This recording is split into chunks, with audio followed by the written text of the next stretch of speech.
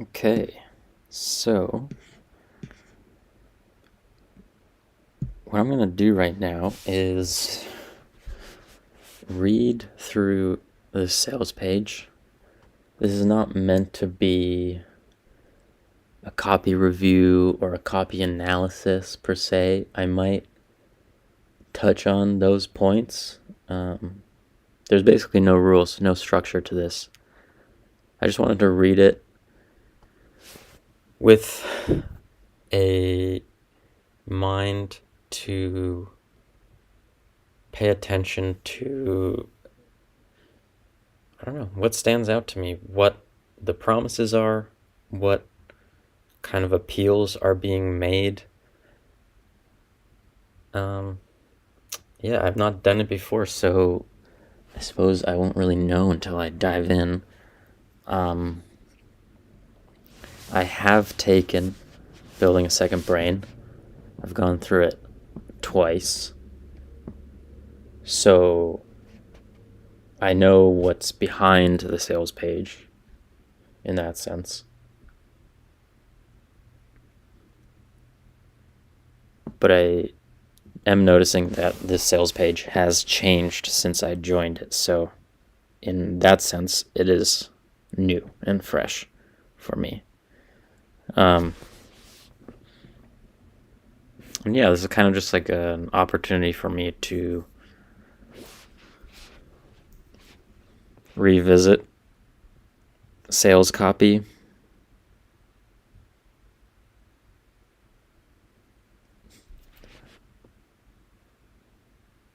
and I'm realizing I'm speaking a lot less freely right now. That's why all the silence is. Just because I know that I'm being recorded, I'm speaking less freely, but maybe I hopefully will get more comfortable as I go. One thing that I want to say about reading a sales page like this is back when I started studying copywriting, when I first became a copywriter, what I was really enamored by was this idea that I could write a single page of copy and sort of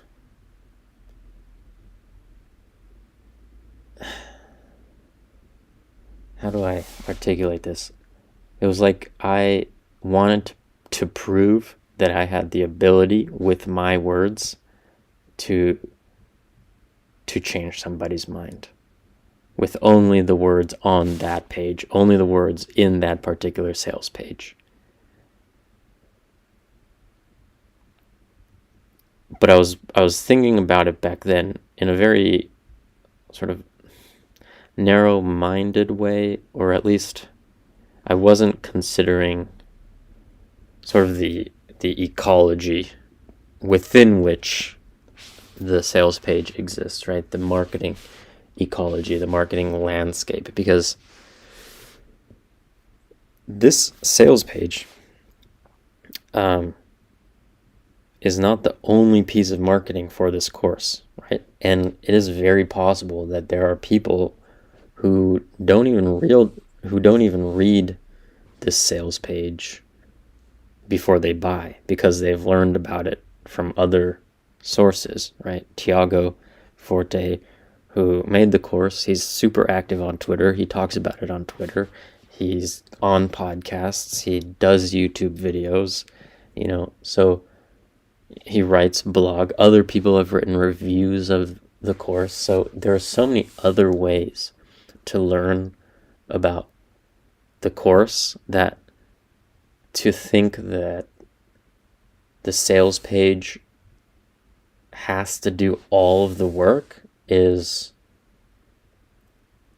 well, I mean, it's what I used to think, but with all the experience I have now, which I'm not going to talk about just because I'm still trying to keep who I am private. But yeah, with the experience I have now, I realize, it's not not nearly as simple as I initially thought at the beginning. So that's something I wanted to share or point out, is this sales page exists within an ecosystem of marketing. So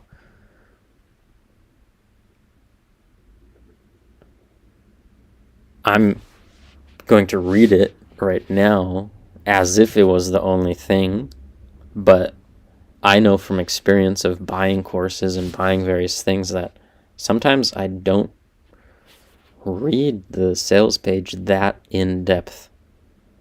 It all depends on the situation. And that's another point, is just that different people read sales pages in different ways. This is something that people who teach copywriting, they do talk about. There are different kinds of readers, which is true.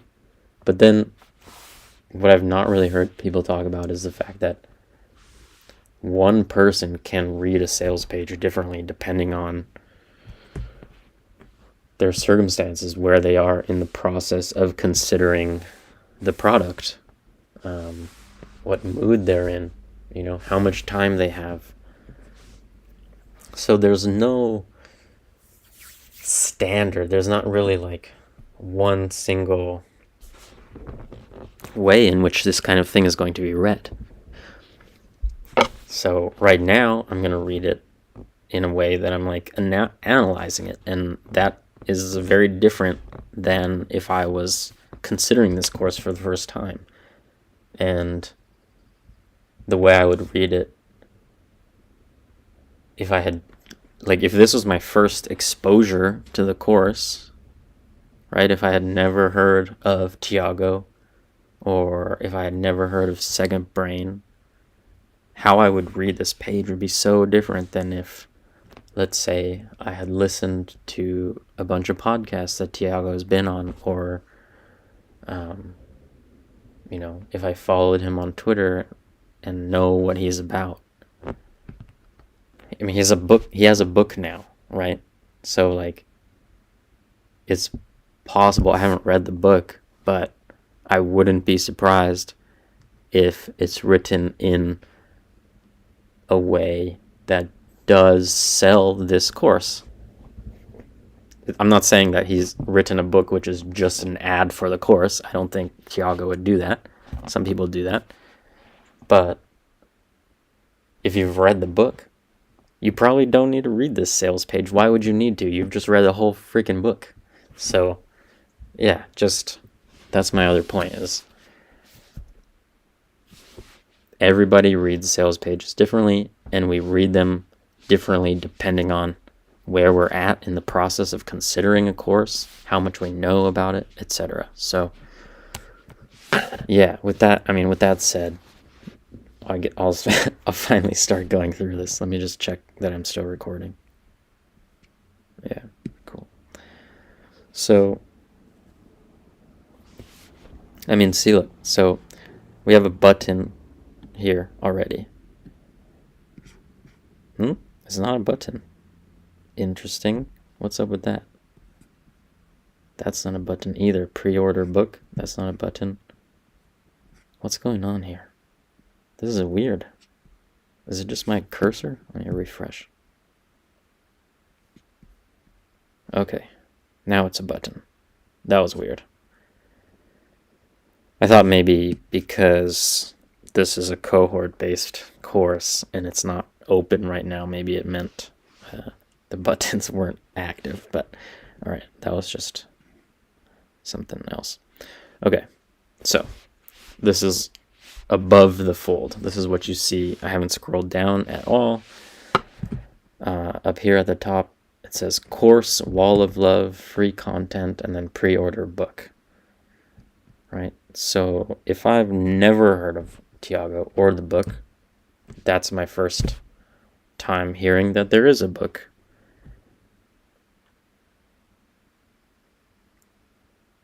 And actually, just from what's on this page, I wouldn't even know that this is a course exactly, which is not a bad thing. there's nothing here yet that tells me that it's a course. There's a teaser here. I guess I'll watch this. Pre-order the book, free content.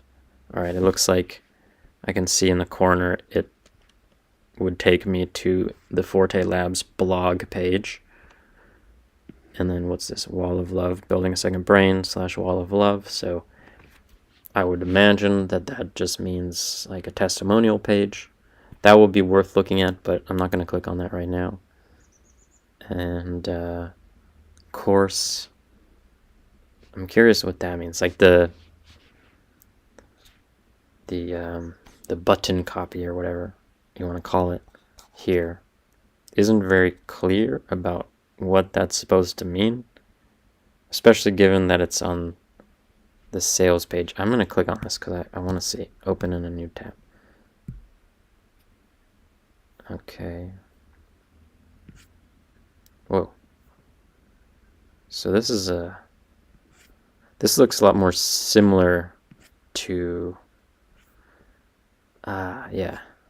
This is the sales page that I remember. Slightly redesigned. All right, so what the heck then? So there's buildingasecondbrain.com.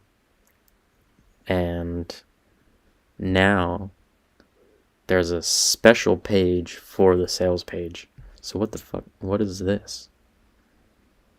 So it's just, I guess it kind of tells me that Tiago is making building a second brain in sort of like a brand.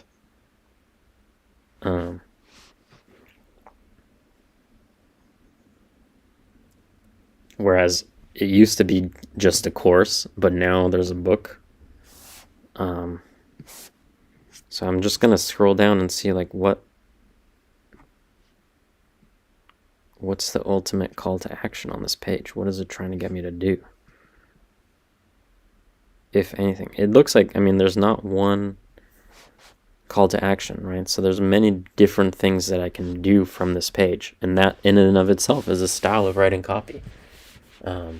Direct response copy essentially means that your copy is always trying to get somebody to do something, to move to the next step.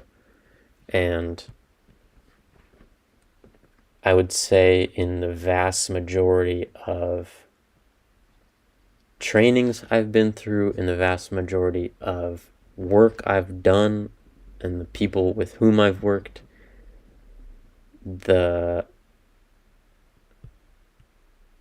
this style of having multiple different calls to actions is generally frowned upon. That doesn't mean it's bad. It just means that the world in which I was working has its own particular philosophies and ideas about marketing, and they're pretty set in stone in some ways. But yeah, so this page could send me off in many directions. Whereas this one, well, it still has a pre-order book. All right, so it's telling me, so enrollment is now closed, right? So I said on the other page that there's nothing that would tell me that this is a course. And right now here, there's nothing except for this bit here. It doesn't even say it's a course, but it says cohort, enrollment, registration, all of which are the language of courses.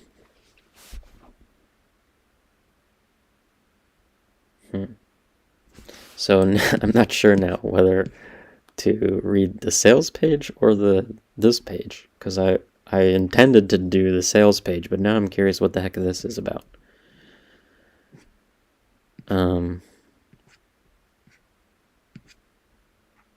I think this one's shorter, but I think I want to do the actual sales page, because that's what I was intending to do, and that's the one that I did buy from back in the day. So, all right, the headline. Is all the interesting information you're consuming leading to meaningful results in your life, or is it going to waste?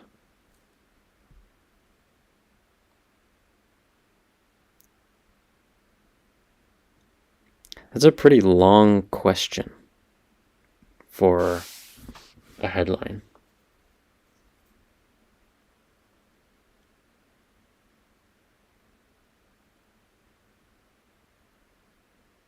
So something else to consider, and whenever I even begin to think about writing a headline for anybody or for myself,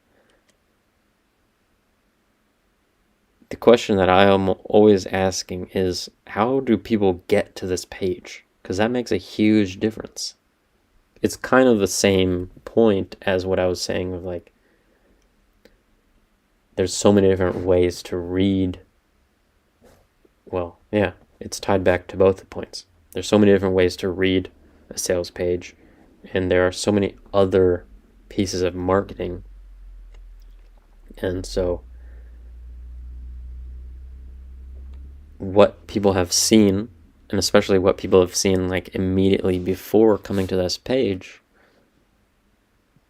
shapes how you're going to read this page and how you're going to interact with it and which information is going to be relevant to you. So I can't answer that. How do people get to this page? I don't know.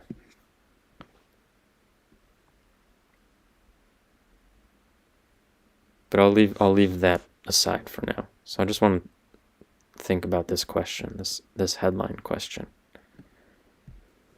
I mean, I bought this course, so obviously this appeals to me in a big way.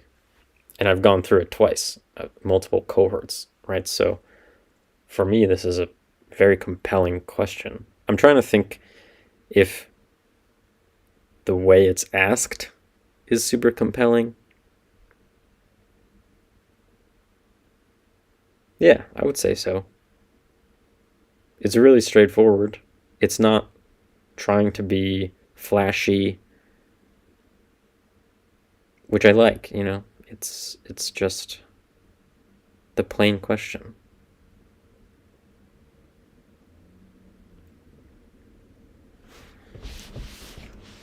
Is all the information, interesting information you're consuming, leading to meaningful results in your life, or is it going to waste? Yeah, I mean,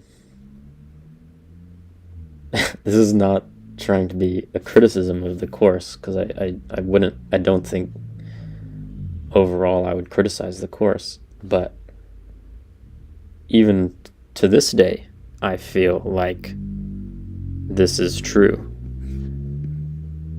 or that I still have this problem, I guess is what I'm saying, that I consume so much information and what comes of it, right? I think I've certainly had this experience for fucking decade plus of just reading so many books and listening to so many podcasts and reading so many articles and watching so many videos. And what do you have to show for it, right? And I guess that question in and of itself is, there's a assumption embedded in there, right? The so what? What do you have to show for it? Some people don't care. Some people are totally fine consuming tons and tons of information, right? The only reason why that question is compelling or like emotional, right, is that there are people like myself and like the people for whom this program was built who are, there is a certain ambition to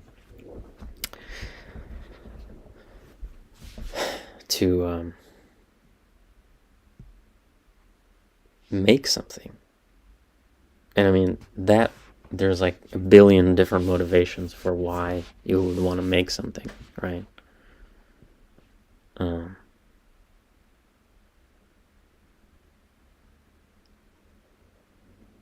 But yeah, is it going to waste? It's like, are you just wasting your time And it's that idea that I've been spending all this time and taking in all this information and learning all this stuff, and that, like, it's been a waste, right? Because for someone who is just doing it for entertainment, they could care less, right?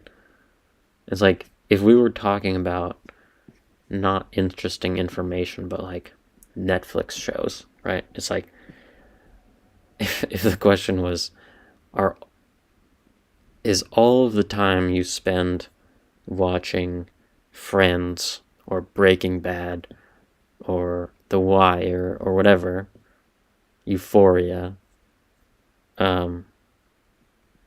is it leading to meaningful results in your life, or is it going to waste? Like, not nobody, but for the most part, people don't watch TV shows in order to achieve something, right? It's entertainment. Like, if you told them that they weren't productive by watching the shows, like, it would not surprise anybody. And probably it's like, yeah, no, duh. I wasn't trying to do anything by watching the shows except have fun and relax, you know? But, so, the distinction I'm making is that this isn't about entertainment, it's about interesting information. It's like people who are trying to learn, people who are taking in information for a purpose, like for an ulterior reason, like in order to learn something, in order to, probably a lot of the information, speaking from my own experience, is a lot of how-to information, right? It's like how to write a blog, how to write sales copy, how to do whatever. And in that case, it's like, that's not entertainment. You're reading it. Well, there is an argument for it being entertainment, which is totally valid, which maybe I'll go into later. But for the most part, you don't read how-to information for the fun of it. You read it because you want to do something. You want to make something. You want to achieve something, right? You want to make a blog. You want to start a YouTube channel. And so that's where this question gets resonant. That's where it kind of like subtly twists that knife. Because it's like, oh man, I've read 10 books on how to do XYZ thing, and I haven't done anything. Like, I haven't actually done the thing. I've just read 10 books about it. That is a scary idea.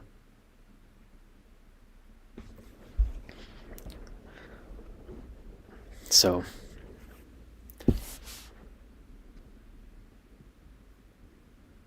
and that's the hook, right? It's like, oh shit, I've been wasting time reading all this information about how to do stuff, learning all this cool stuff, and nothing has come of it. But my whole intention and ambition is to make something of it. What the hell, right? And so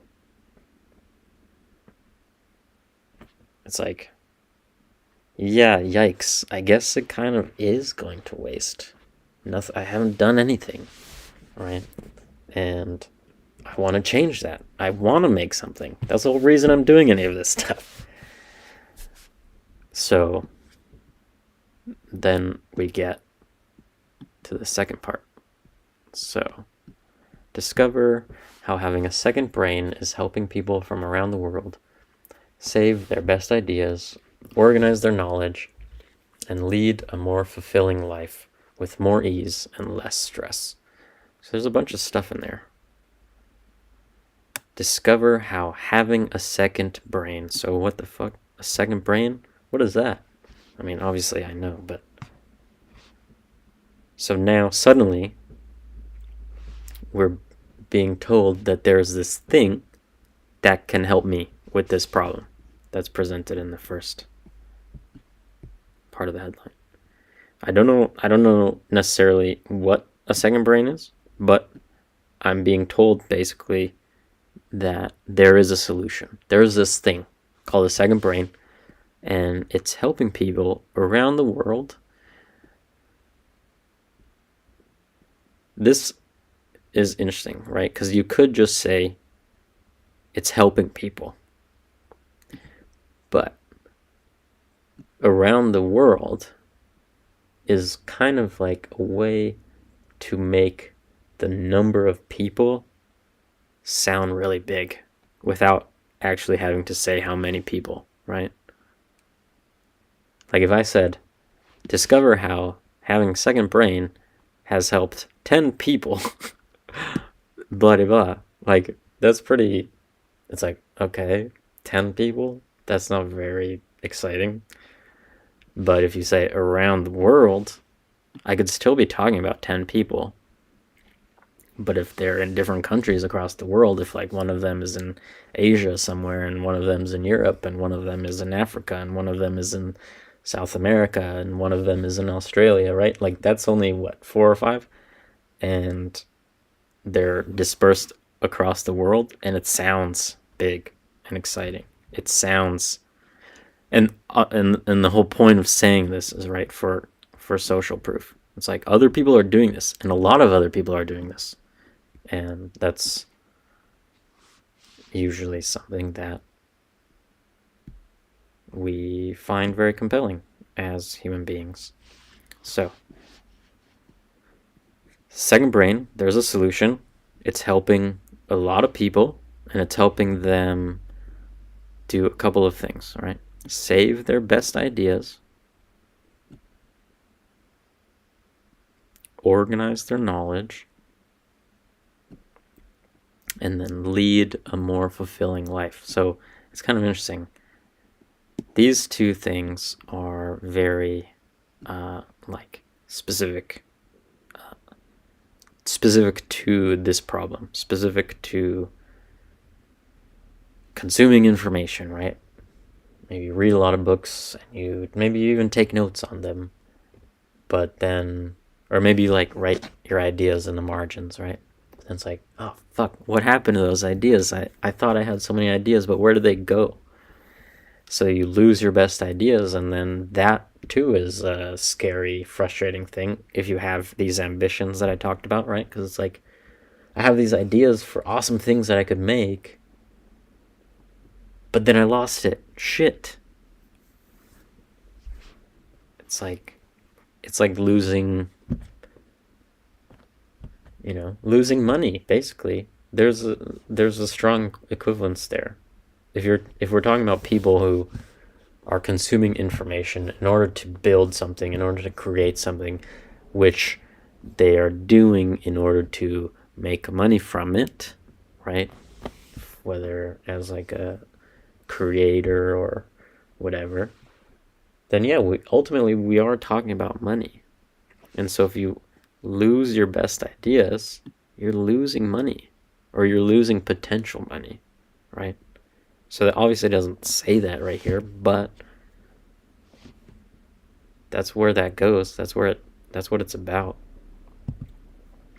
So then organize, right? That's a huge problem.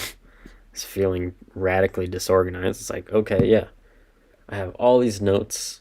Maybe I even save them to Evernote, but like they're all messy, and like it's confusing, and I don't even like to look at my notes because it just like doesn't make any sense, right?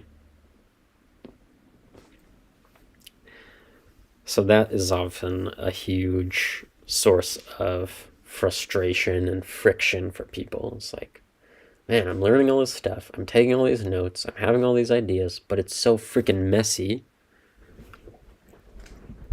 that I can't even find that shit anymore, right?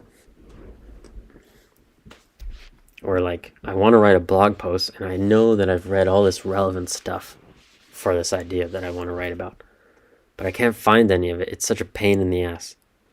And so it just makes even the idea of writing a blog post super daunting, because you have to go just like search through all the messy shit that's in your Evernote. So that's a big problem. And then, yeah, this interesting lead a more fulfilling life. In a way, it's sort of a wishy-washy promise, But then again, people do want that. There's a huge argument to be made that all courses like this are ultimately for that purpose. Like, sometimes, well,